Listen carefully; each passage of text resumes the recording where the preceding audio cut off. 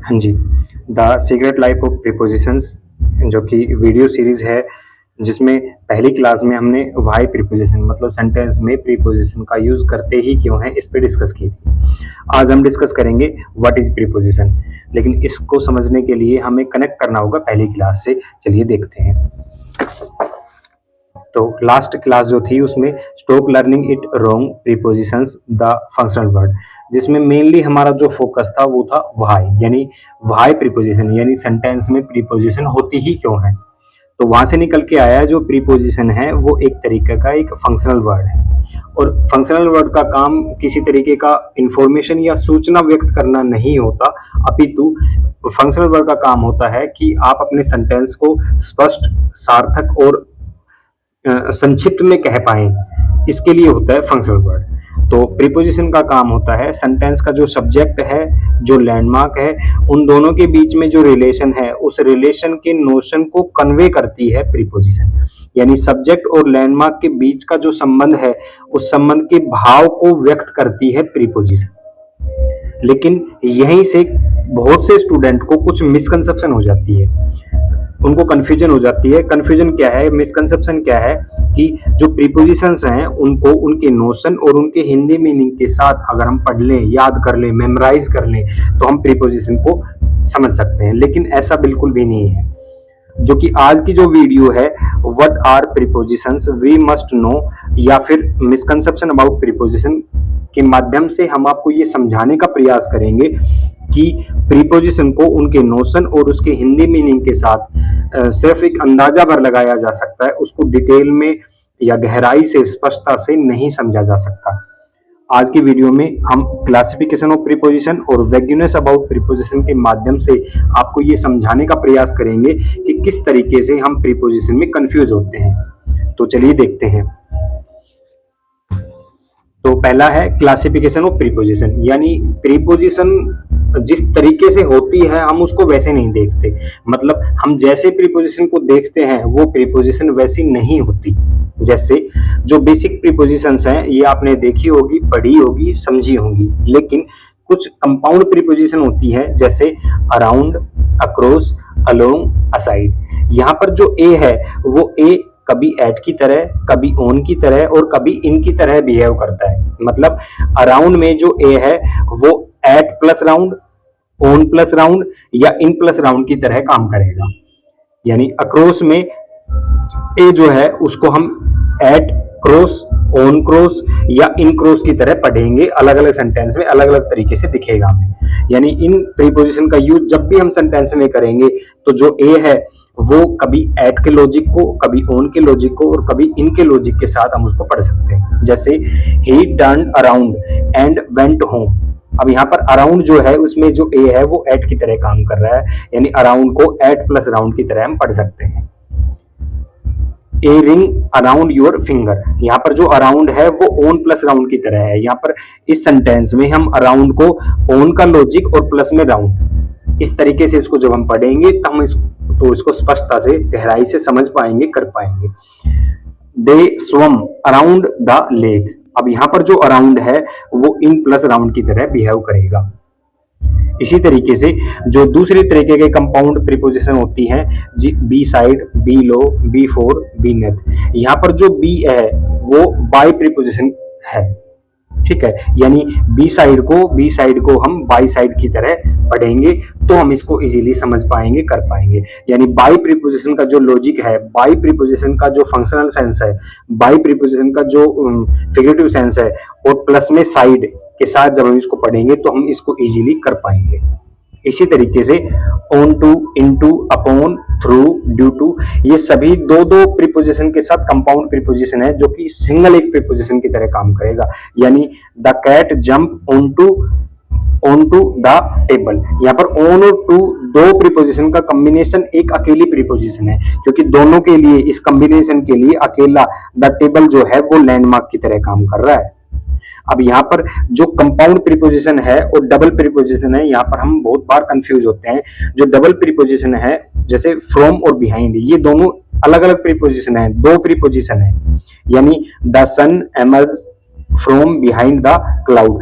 अब behind preposition के लिए द क्लाउड जो है वो लैंडमार्क की तरह काम करेगा। और जो फ्रॉम प्रीपोजिशन है इसके लिए बिहाइंड द क्लाउड पूरा जो प्रीपोजिशनल फ्रेज है वो लैंडमार्क की तरह काम करेगा। यानी इस प्रीपोजिशन के लिए ये लैंडमार्क है और इस प्रीपोजिशन के लिए ये पूरा का पूरा एक लैंडमार्क है। वहीं जो कंपाउंड प्रीपोजिशन है उसमें पूरी प्रीपोजिशन के लिए अकेला एक लैंडमार्क है, यानी ये पूरी एक प्रीपोजिशन की तरह काम करेगा। वहीं जो डबल प्रीपोजिशन होती हैं वो दोनों अलग अलग होती हैं, तो ये इस तरीके से हमें कंफ्यूज करती है। जैसे we ate dinner at about 7। अब एट और अबाउट यहाँ पर दो अलग अलग प्रीपोजिशन है, ये कंपाउंड नहीं है, ये डबल प्रीपोजिशन है। तो अबाउट के लिए जो 7 है वो लैंडमार्क की तरह काम करेगा। वहीं एट के लिए अबाउट 7 जो पूरा प्रीपोजिशनल फ्रेज है ये पूरा का पूरा ये लैंडमार्क की तरह काम करेगा। कॉम्प्लेक्स प्रीपोजिशन, अब कॉम्प्लेक्स जो प्रीपोजिशन होती है उसमें भी हमें दो दो प्रीपोजिशन दिखेंगी, जैसे in of, with to, in of, on of. यहाँ भी हमें दो दो प्रीपोजिशन दिखेंगी, डबल प्रीपोजिशन में भी और कंपाउंड प्रीपोजिशन में भी। लेकिन कॉम्प्लेक्स प्रीपोजिशन इन दोनों से ही एकदम अलग होती है। वो कैसे? यहाँ पर जो पहली प्रीपोजिशन होती है उसके लिए जो लैंडमार्क है वो इसके साथ हमेशा इनबिल्ड होता है, मतलब जो बीच में से स्पाइट है ये इन प्रीपोजिशन के लिए लैंडमार्क का काम करेगा। वहीं जो सेकंड प्रीपोजिशन है उसके लिए लैंडमार्क अलग से होगा।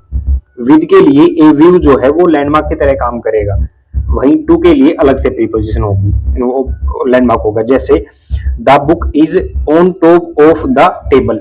अब ऑफ के लिए द टेबल जो है वो लैंडमार्क है, वहीं ऑन के लिए जो टॉप है ये लैंडमार्क है। ऑन के लिए टॉप जो है वो लैंडमार्क है, ऑफ के लिए ये पूरा लैंडमार्क है। इसलिए कॉम्प्लेक्स जो प्रीपोजिशन है वो डबल प्रीपोजिशन और कंपाउंड जो प्रीपोजिशन है उनसे एकदम अलग होती है। He ordered T instead of coffee. अब यहाँ पर इन के लिए स्टेड और ऑफ के लिए कॉफी जो है वो लैंडमार्क की तरह काम करेगा। टू वे और वन वे प्रीपोजिशन, अब ये जो प्रीपोजिशन है ये बार बार कंफ्यूज करती हैं। जैसे of, for, out, up, down, ये 5 ही प्रीपोजिशन होती हैं जो टू वे प्रीपोजिशन होती है। टू वे का मतलब होता है कि ये सेंटेंस में दो तरीके से फ्लो करती है। जैसे ये सब्जेक्ट से लैंडमार्क की तरफ और कभी लैंडमार्क से सब्जेक्ट की तरफ फ्लो करेगी। जो टू वे प्रीपोजिशन है वो दो तरीके के सेंटेंस बनाती है, इसीलिए ये पांचों जो प्रीपोजिशन है ये ज्यादा कंफ्यूजिंग होती है।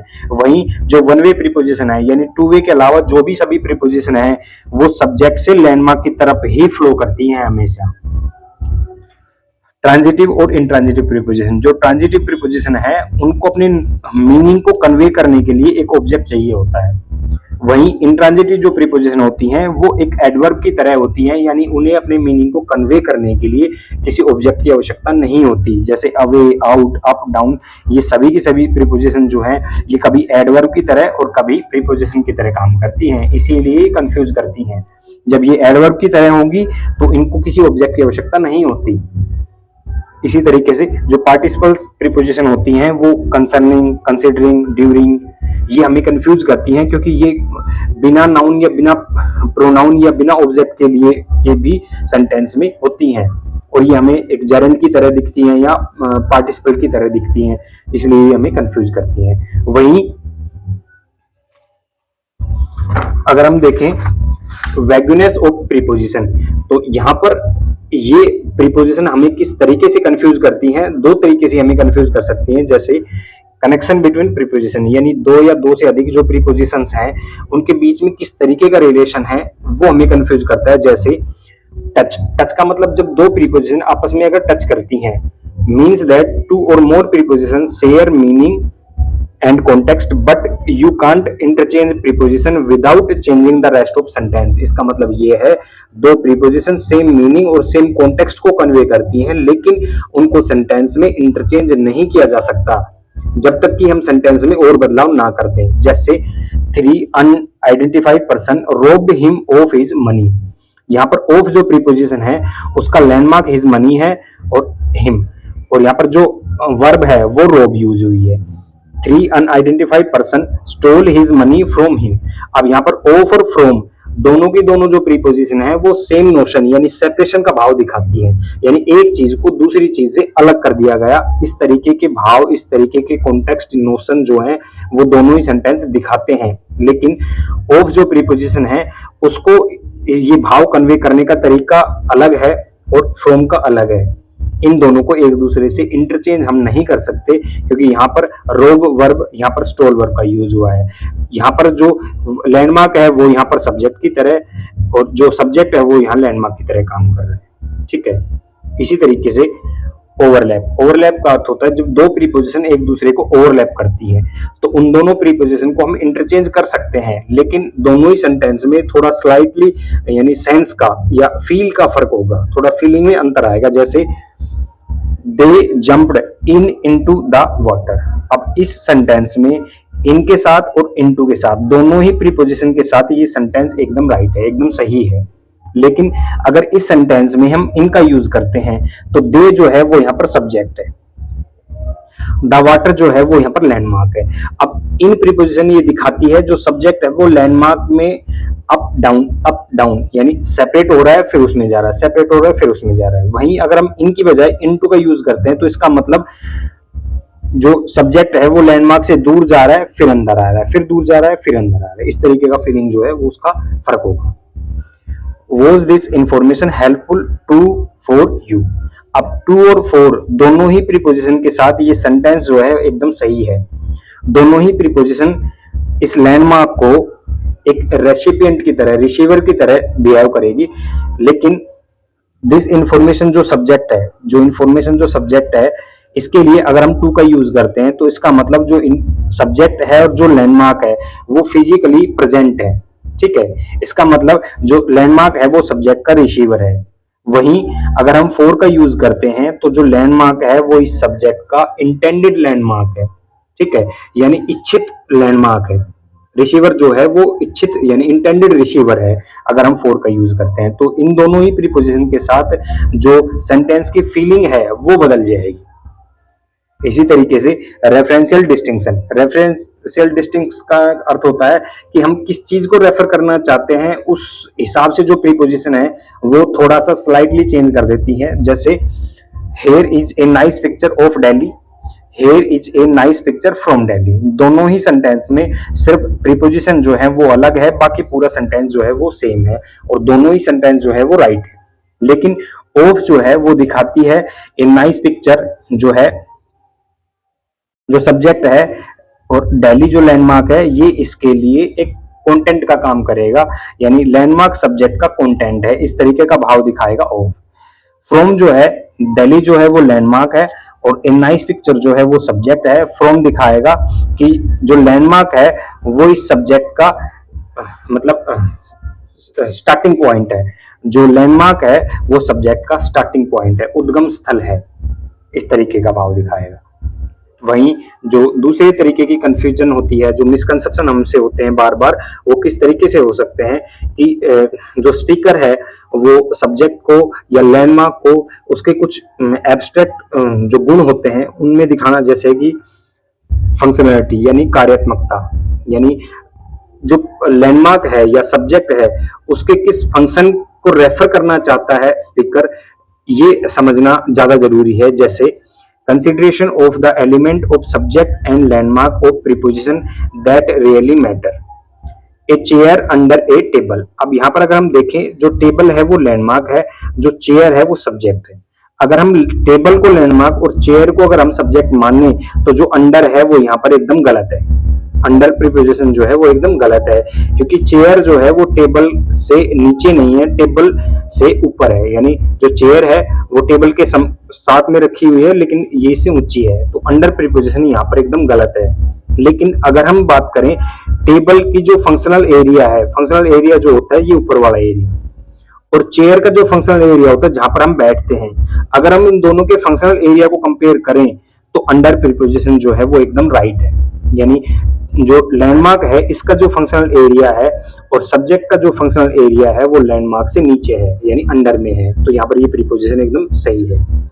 तो जो स्पीकर है वो यहाँ पर टेबल को लैंडमार्क नहीं, टेबल की फंक्शनल एरिया को लैंडमार्क की तरह और चेयर यानी सब्जेक्ट के फंक्शनल एरिया को सब्जेक्ट की तरह ट्रीट करना चाहता है।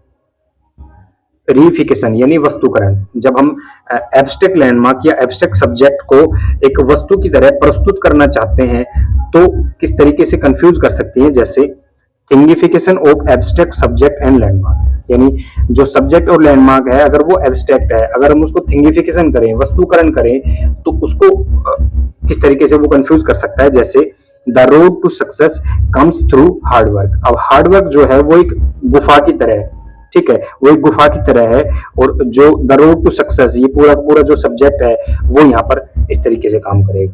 तो अगर हम इसको देखें तो एक 3 डायमेंशन शेप जो है वो है।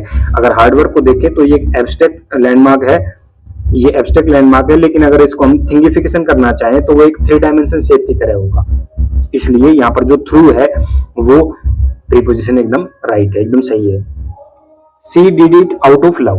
अब यहाँ पर देखें तो लव है, लव को हम एक इस तरीके से 3 डायमेंशन शेप की तरह यहाँ पर दिखाना चाहता है स्पीकर, ठीक है। तो इस तरीके से अगर हम देखें लव को, अगर हम 3 डायमेंशन शेप में एक वस्तु की तरह देखना चाहें तो हम इसमें आउट ऑफ जो प्रीपोजिशन है वो यहाँ पर यूज करना एकदम सही है।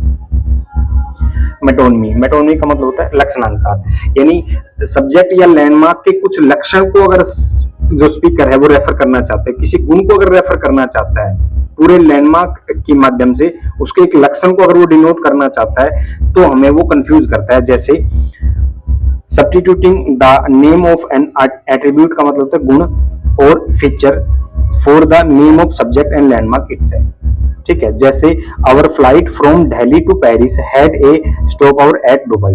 अब दुबई जो लैंडमार्क है वो लैंडमार्क यहाँ पर दुबई एयरपोर्ट को डिनोट करता है। जब यहाँ पर जर्नी की बात हो रही है इसका मतलब दुबई जो है, दुबई यहाँ पर दुबई एयरपोर्ट की तरह है, यानी इस लैंडमार्क का एक लक्षण जो है, यानी इस लैंडमार्क का एक गुण जो है वो हमें लैंडमार्क की तरह देखना है, तब हम यहाँ पर जो प्रीपोजिशन है एट वो सही से देख पाएंगे, कर पाएंगे।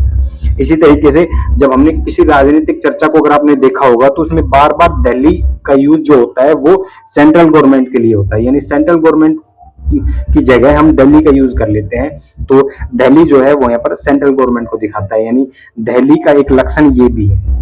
जब हम राजनीतिक चर्चा वगैरह करते हैं तो इस तरीके से, यानी उसके किसी एक पक्ष को अगर हम लैंडमार्क की तरह ट्रीट करें तो वो हमें कंफ्यूज करता है, उसको हम बोलते हैं मेटोनमी लक्षणांकार। यानी ये पूरा का पूरा दिल्ली जो है या दुबई जो है ये लैंडमार्क नहीं है, इसका एक लक्षण जो है वो लैंडमार्क है, वो हमें दिखेगा पूरे सेंटेंस के हिसाब से। जब यहाँ पर जर्नी है तो दुबई को हम दुबई एयरपोर्ट की तरह पढ़ेंगे। अगर किसी राजनीतिक चर्चा के हिसाब से दिल्ली का यूज हुआ है तो वहां पर दिल्ली दिल्ली नहीं बल्कि वो एक सेंट्रल गवर्नमेंट की तरह ट्रीट होगा। तो जब हम इस तरीके से हम इसको समझना जब शुरू करेंगे तो हमें पता चलेगा the secret life of preposition. तो इसी तरीके से अब हमारी जो नेक्स्ट वीडियो होगी उस हाउ प्रीपोजिशन, मतलब सेंटेंस में प्रीपोजिशन का यूज कैसे करें, the secret life of preposition learn it for ever. इस वीडियो में हम आपको ये समझाने का प्रयास करेंगे कि हम प्रीपोजिशन को किस तरीके से यूज करें, किस तरीके से हम उसको, क्योंकि प्रीपोजिशन को उसके फंक्शनल सेंस, उसके फिगरेटिव सेंस, उसके लॉजिक के साथ समझना। तो आप चले आइए स्वाध्याय पाठशाला पर और उसको सब्सक्राइब कीजिए। Thank you.